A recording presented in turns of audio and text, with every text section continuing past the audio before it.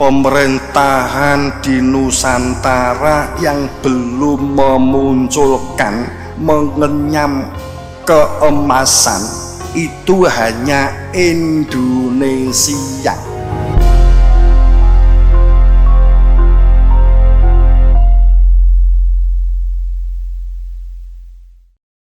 Ini kaitannya dengan tadi saya matur tentang tauhid tadi, Bapak Ibu yang berbahagia. Nyuwun gumya pangapunten. Nek beda tadi kan saya sudah matur. Saya akan cerita sesuatu yang mungkin agak beda daripada umumnya. Nek cerita pada umumnya jenengane wis krungu kabeh wong biasa ndek nggone sarian gitu. Lah saya ceritakan berbeda. Jadi pada saat intinya bahwa syara'alakum minadin mawasobih, intinya sebuah tatanan syariat hidup berdunia ini, intinya yang diwasiatkan para nabi dan para rasul itu adalah an-aqimuddin. Untuk manusia ini berkewajiban menegakkan kehidupan, menegakkan adin. Itu intinya adalah wala tatafarraqu, tidak berpecah belah. Intinya ini. Jadi syariat itu dikatakan tegak pada saat perilakunya membangun guyub rukun, keharmonisan, kebersamaan, kekeluargaan. Intinya ini, terlepas perbedaan keyakinan dan agama secara jasad. Itu inti agama. An-aqimuddin, tegakkan adil. Itulah inti syariat. Surat Surah 13. Itu wasiat yang diwasiatkan Nuh waladi akhaina, dan kepada kamu dan kepada semuanya adalah penegak kehidupan tidak berpecah belah. Kalimatnya bukan wala faroku, bukan wala tafaroku, tapi menggunakan wala tatafaroku. Maknanya apa? Muta'alim, mutakalim, muta'arif. Apa artinya? Bahwa di balik kalimat tatafaroku ini berat jika tidak sungguh-sungguh, berat jika tidak memiliki orientasi hidup yang batin. Hidup yang batin. Sholat itu hidupnya batin, bukan semata-mata kehidupan yang jasad, yang batin. Makanya yang diancam sahun, fawailun, celaka itu yang sahun. Orang sholat itu nek lalai diancam fawailun loh, nggih. Nggih toh? Nggih.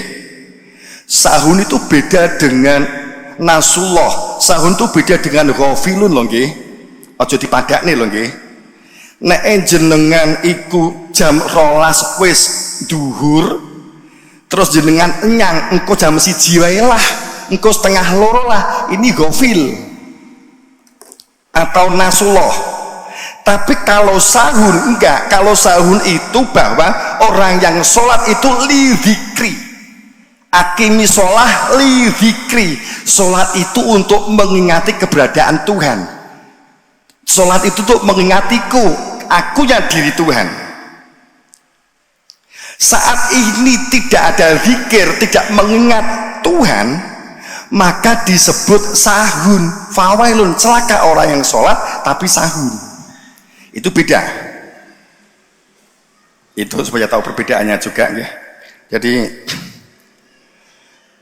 ya awak dewi ya kula lagi nembe saged ngomong sih. Saiki faktane awak dewi nek salat pripun iki menggok dhisik enggak apa-apa. Allahu Akbar. Eling Gusti Allah. Bismillahirrahmanirrahim. Alhamdulillahirabbil alamin arrahmanirrahim maliki yaumiddin. Lambi ini kan muni ngono to nggih. Nek atine napa? Asem utang kok ya keh mentos, astagfirullah. Alhamdulillahirabbil alamin. Allah BBM ya munggah. Wes ki malih tempe deli wes gak randek-mandek. Sing dijene ati lak niku to nggih. Nek salat ki semula lali, nek pas salat biasanya kelingan nggih. Biasane pas urung salat ki ora kelingan basa salat wis kadung rakaat kedua bismillahirrahmanirrahim. Oh iya ya, kunci mung ndek kono wae. Asem tenan kan gitu. Biasane ngono, iso ngomong ya nglakoni sami mawon. Tapi mending ta awak dhewe ngakoni gak khusuk, tapi kita kan juga sadar nih nggak khusyuk. Moga-moga dengan kesadaran ini suatu saat kita memperoleh ilmu khusyuk. Ngaten lagi. Yang kita suwun ilmu khusyuk. Khusyuk itu hadrati fi qalbi ila wajhullah. Itu khusyuk. Khusyuk itu hadrati, ada kehadiran. Ada kehadiran di dalam hati, seperti kita keluar dari rumah, bojo ora melu, tapi di jerone ati bojone enek. Iku mesti jenengan mulih. Jenengan keluar kota, di jero atine enek bojo jenengan, enek keluarga jenengan, mesti jenengan mulih. Tapi nek jenengan metu keluar kota, di jerone ati gak enek kehadiran bojo sampean, mesti sampean gak mulih. Nggih? Nah. Yang menjadikan pulang itu khusyuk. Para wali itu duwe ilmu khusyuk. Jajah jagat melankoli tetap dia akan kembali kepada Allah karena ada kehadiran Tuhan, ada khusyuk. Kalau nanti tangkap diskusi kali konco-konco, kali teman-teman, katakanlah tokoh-tokoh itu diskusi, kemudian ketepatan kalau tengriku dituding, iki gini wong satore iki bisane son jawab apa sing diarani khusyuk. Ya jenengan berdapat dulu lah. Ada yang mengatakan ingat kekuasaan Tuhan. Jenengan sholat ingat kekuasaan Tuhan. Tapi rumusnya ngaten lho nggih. Perintahnya akimi sholah li dzikri, bukan akimi sholah li kekuasaan. Bukan li kekuatan, bukan li ciptaan, bukan li arti. Faham maksud dalam nggih? Ini bukan ilmu para wali kan, jejak para wali kan keilmuan. Jadi pada saat kita ngatakan kalau kita ingat artinya, ya kita memang rodok repot. Pun mangke terusnya nek jenengan penasaran, jenengan nututi kula teng Nganjuk nggih. Ngaten mawon nggih.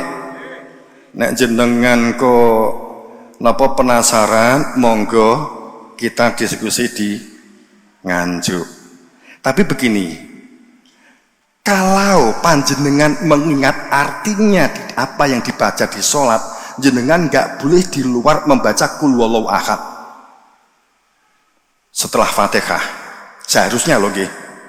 Qul Huwallahu Ahad paling tidak walaupun orang ngerti apa to lan sapa to sing diwe jeneng Allah kira ngerti upamane begitu, ya. Ning pada saat kita Allahu Akbar bar Fatihah amin kemudian maca wadduha walaili idza sajama wadaka rabbuka wa ma qala. Berarti Anda kalau mengingat-ingat artinya berarti jenengan nyembah srengenge. Nggih napa mboten?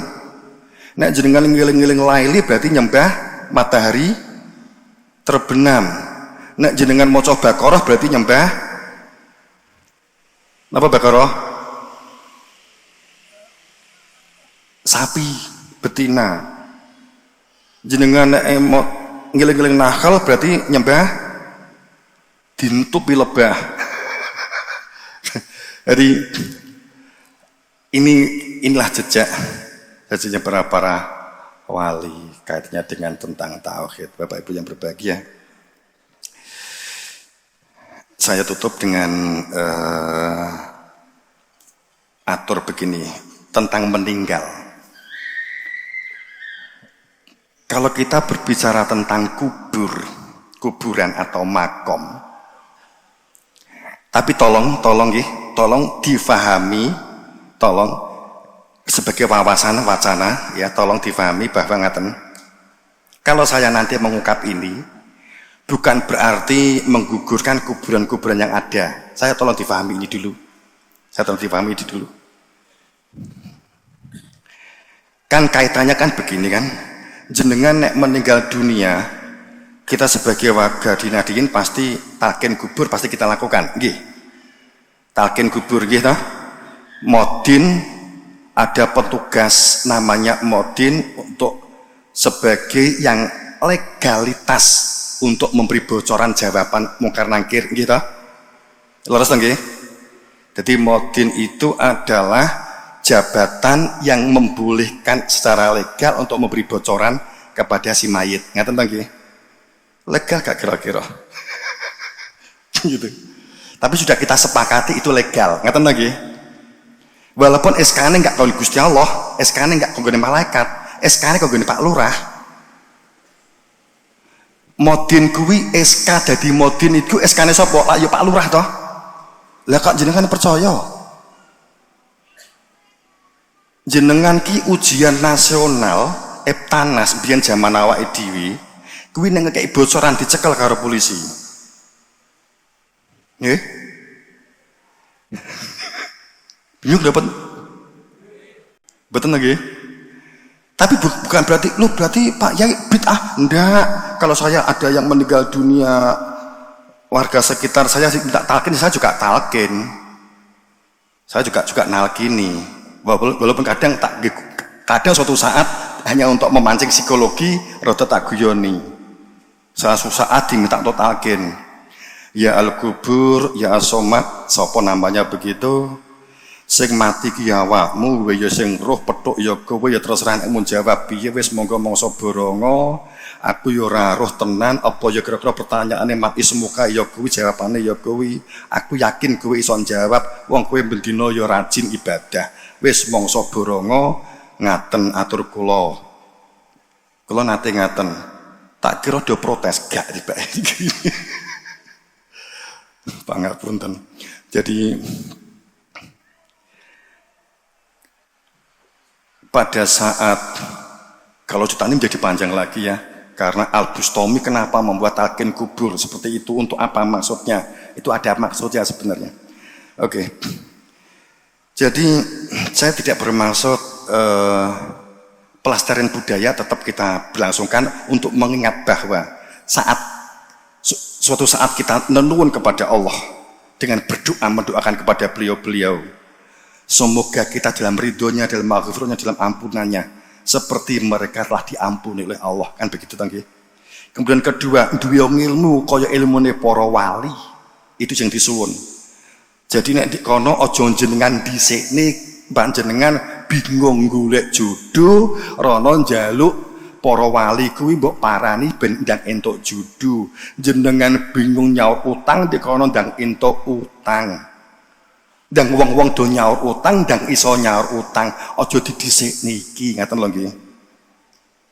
Nggih. Biyen dik dunyane iki ya akeh sing kangelan golek ekonomi ning basa meninggal mbok jaluki lak ya mesake. Ngene. Guyon jeru gak apa-apa to nggih. Tapi itu enggak apa-apa, maksudnya bukan ini maksud saya. Tapi begini loh nggih. Di beberapa ayat kita ambil satu surat di surat Fatir. Saya nggak sebut aja biar nggak terlalu panjang. Wa ma yatiful ayat walal amwat ya. Pada saat di dalam surah disebutkan, saat kita yakin, maaf beribu maaf, bukan berarti nanti jenengan menggagalkan yang talqin atau ngentai sing talqin. Saya mohon bukan ini, karena intinya wala tata faroku, tidak berpecah belah. Itu intinya. Tapi yang ingin saya sampaikan ke jenengan begini. Saat kita ada ungkapan yang kita terima, nek wong mati mungkar nangkir moro di kuburan, nggih. Terus kemudian bertanya kepada si mayit, man ismuka, sopo jenengmu? Bapaknya begitu. Apakah ini salah? Tidak, saya mengatakan tidak. Ini memang benar, 100.000% benar. Tapi sekarang pemikirannya begini, saya ngajak mikir panjenengan. Apakah benar kira-kira kuburan saat orang sudah meninggal yang dimaksud kuburan oleh Allah itu adalah itu? Kuburan ini, tanah ini? Perlu saya buka begini loh. Kita itu saat ada orang meninggal dunia kemudian dikubur, itu kesepakatan panjenengan, kesepakatan kita dengan pemerintahan toh gitu oke. Itu kesepakatan panjenengan karo warga yang lain, leres apa mboten? Kesepakatan jenengan karo lurah leres apa mboten? Pada saat jenengan rapat di desa kene urung enek kuburan, ayo tuku lemah engko nek wargane dhewe meninggal supaya iso dikubur. Itu kesepakatan jenengan karo lurah karo pemerintah. Nggih napa mboten? Nah, pada saat jenengan rapat malaikat melu rapat enggak? Malaikatnya melu rapat mboten? Kemudian pada saat manis mungkar nakir moro gak jenengan ajak rapat, ya muga-muga duwe Sherlock. Pada saat kita berbicara seperti dalam Al-Quran, wa ma anta bimusmi'i man fil kubur. Yang dimaksud kubur di dalam ayat itu adalah man, di depannya man, Bapak Ibu, bukan mayit, bukan jasad, bukan jenazah, bukan masa lalu. Akan tetapi disebut man saat ini, man, mim nun, manusia. Saat wama yastawil ahya wal amwat. Wa ma anta bimusmi iman fil kubur. Saya loncati ini ayat di pangapunten. Dan kamu tidak akan dapat menjadikan manusia yang berada di dalam kubur menerima penjelasan tentang talqin man ismuka, man robbuka, man nabiyuka, dan seterusnya. Jadi yang dimaksud di dalam ayat, ternyata yang dimaksud kubur itu adalah kinten-kinten pundi niki. Wong ini semua tanah itu bisa jadi kuburan, di masa lalu kuburan sedoyo. Tapi di dalam ayat man, jadi saat ini pun boten sah dawa-dawa, man iku jasatipun piyambak. Ini lo kubur. Ini kubur. Nek boten percados, nek wong ki gak iso jawab man ismuka, sopo jenengmu. Wong sing ora ngerti dirinya sendiri, ora roh jenenge dekne sopo, gak tahu dia itu siapa sebagai manusia, jenenge napa Bapak Ibu? Nek orang gak kenal dirinya sendiri itu jenenge napa Bapak Ibu? Ora waras toh? Wong gak waras niku napa? Edan gendeng. Itu man ismuka, orang yang tidak mengetahui sejati dirinya sendiri. Dirinya itu dikira mung masalah KTP, dirinya itu hanya perkara pakaian. Maka akan mudah bingung, mudah judek. Saat orang itu mengejar harta benda, numpuk harta benda, mau berjabatan, pangapunten, berarti nggak tahu tentang jati dirinya, nggak tahu hakikat tentang dunia, tidak mengetahui posisi berdunia. Napa jadinipun? Pusing napa mboten? Pusing. Padahal dunia itu hanya alat. Kalau orang mengetahui man ismuka, siapa nama kamu, artinya orang itu tahu tentang jati dirinya, maka dia tahu tentang hidup untuk apa. Tujuan hidup itu untuk apa? Kalau mati kemana? Apakah berhenti di kuburan? Maka tidak dikubur oleh sorban. Kalau kulo jenengan kulo bar ngaji ngaten iki, terus jenengan tangklep, kulo gak iso jawab, kulo nesu, kowe ra ngerti po sing nganggo sorban ki aku, sing kiai ki aku, kowe yo ora kok pondok ngeyel. Itu berarti saya dikubur oleh sorban. Ini loh yang dikatakan kuburan. Wama yasafil dulumat wala nur, itu wala diru walal harur. Ini yang disebut kuburan. Duduk perkara kita dipendem dikubur karo lemah.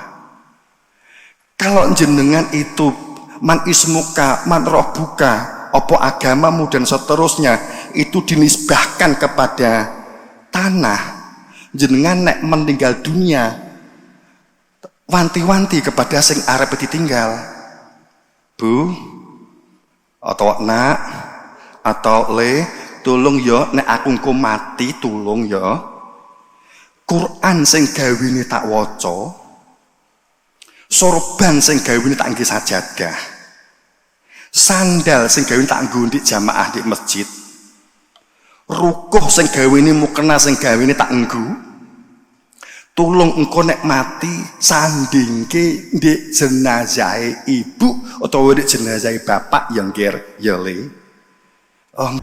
Yang diperlukan itu adalah emasmu yang berada di dalam dada. Itulah iman yang seharusnya menyelamatkanmu, yang itu akan mencukupi segala sesuatunya, tidak akan pernah habis jika kamu mengerti butiran iman.